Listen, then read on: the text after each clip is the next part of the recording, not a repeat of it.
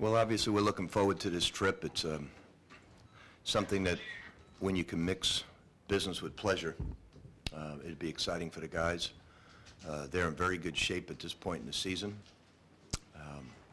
We haven't got a whole lot accomplished yet, because this will be the week that we will get after it a little bit harder than we have in the past. And the guys are doing a good job. So we don't expect a lot of different changes, but we wish that we had everybody, full bore guy, including Rock and Swap. Zach Price has been unable to go. He had a freak accident and passed out in the hallway getting his keys. He hit the door at Minotti Hall, didn't realize he had a concussion, then went through conditioning set, not realizing he had one, and then he told Fred after he passed out on the floor that he remembered hitting the door in the dorm room. So he's not the sharpest pencil in the box, but outside of that, he's a great kid and has good potential. So Actually, he is very smart book-wise. it'll take a week for him before. He should be ready for the Bahamas, but he had a pretty nasty one. Because he spent some time in the hospital. And Can you tell us about your schedule there in the Bahamas, the games, Coach? we're going to play against 2 professional teams over there, and then 2 red-white scrimmages, which we hope to get a lot out of as well. So we'll play 4 games total. Are you looking to get more out of the games or actual practices? I think every coach will tell you that the practices are much more beneficial than the games itself. You can tell more from practice. You're not sure about the competition, but the 2 red-white games will be very good for us. How close is Swapshire to actually playing again? He went down to Philadelphia again to be re-examined because he wasn't progressing like he had hoped. And what they did was they did minor surgery. What's causing him all the pain? Taekwon went through the same thing, except Taekwon was able to play with that pain. When we look back on this injury, we're amazed that Taekwon was as tough a kid as he was. So what happens is a lot of scar tissue builds up in there, and they did the surgery to try and exasperate the scar tissue, and so now he'll start training again. Swap will definitely come back before Rock. Coach, I wanted to ask you about another exhibition game. The Dominican national team apparently is going to come. I know nothing about any of that, so. Edgar Sosa's coming. I know nothing about any of it, haven't followed it. Somebody just asked me for the first time this morning. I don't know anything about it. Would you be opposed to the team playing a lead, whether it's, no matter who it is, on your guys' home court? That's a public facility. It's our home court during the season. Right. Obviously, anybody can go in there. If Lady Gaga can go in there, the Dominican team. What Would about you be there if Lady Gaga was there? I'm sorry? Would you be there if Lady Gaga was there? She was there. Were you there? I was not. What about having Coach Cal and all those former UK players there? Does that give them? As I said, it's none of that's any of my business. And we're just concerned with Louisville first. We're not concerned about anything that any of our competitors do.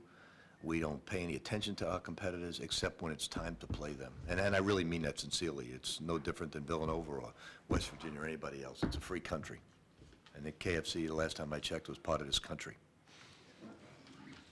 Not helping you, am I? Well, they could have played free and Hall. They could have played free and Hall, you know. Well, why don't you ask them that? Why are you asking me that? I have nothing to do with the Dominican team. Right. So ask them that. It'll give you an answer why you want to. Who are you looking at as a starting 5 right now? If we started today, you mean? Yes. Probably Peyton, Chris Smith, Kyle Kuric, Shane Bohannon, and Gorky Jane. It doesn't seem like Kyle and Chris were necessarily in the same lineup a lot last year. How are they working together? They weren't? It doesn't seem like it. I would have to go back and watch it. Well, remember, Kyle played a lot at the 4 spot, and so they did play a little bit together. I don't see any. I don't know if that'll be the starting lineup once the season goes along, but they have no problem playing together. They both had very good seasons last year. You mentioned Swap would be back before Buckles. Is there a chance Buckles might not be able to play this year? I think he'll definitely be able to play. The only guy right now in my mind, and it changes obviously depending on how the injuries come about, that I would consider redshirting as Angel Nunez, just because he's physically very weak, and we may not have enough time to get the proper weight or strength to him for him to compete with this type of schedule. We also feel, when you redshirt someone, you feel that he's got really good potential. So you consider redshirting him, because once he gets physically stronger, he'll be a tough basketball player.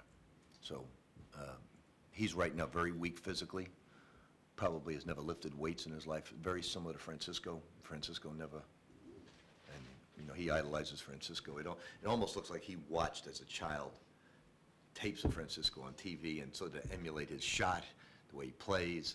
It's so similar, it's scary, and nothing to do with being Dominican. How do you assess the Big East Conference this year?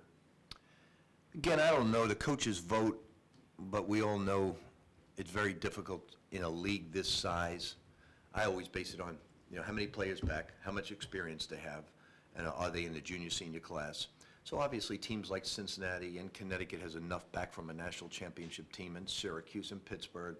They're all going to be ranked somewhere in the top 20, depending on, I think the only one who come out with a top 20 was Dick Vitale. Anybody else come out with anything other than him? So the coaches voted, Syracuse 1, us 2, Pitt 3, Connecticut 4, Cincinnati 5. So we're going to play, if the rankings hold true, 6 teams in the top 10, which will be the toughest schedule that we have faced, plus Memphis, Kentucky, Butler, and Vanderbilt. So it'll be very difficult. That's why this trip is so good for us. We're going to have to be ready very early on in the season, and we hope to be. Do you find out more about individuals on a trip like this, or your team as a whole? What do you think? No, I think you gauge. It's very good for Shane. All these practices are very good for Shane. Shane's going to play a lot of minutes for us. So for someone, I use him as an example, it's great for Shane. Will it be as beneficial for Zach and Angel, who may not play as many minutes as Shane? I don't know. You know, we haven't seen Zach because he's been hurt the entire time. We saw him for 1 or 2 days. Angel, we have a very good gauge on him right now, and this will be very good for him, this type of competition. But he has very good talent, Angel. He's a unique basketball player, has a great jump shot.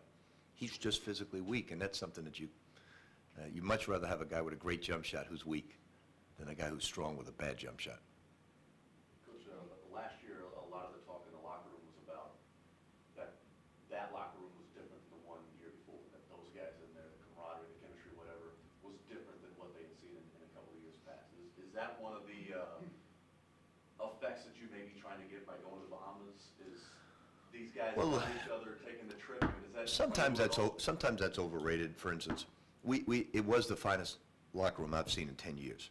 But 2 years prior to that, you wouldn't necessarily say it was a great locker room in terms of everybody being together. They got along great, but they won 2 Big East championships and went to an Elite Eight. So that team had 2 lottery picks on it. So, you know, the attitude, without question, is what since I've been here, I've never had more fans come up to me and said that they enjoyed a team any more than last year's team.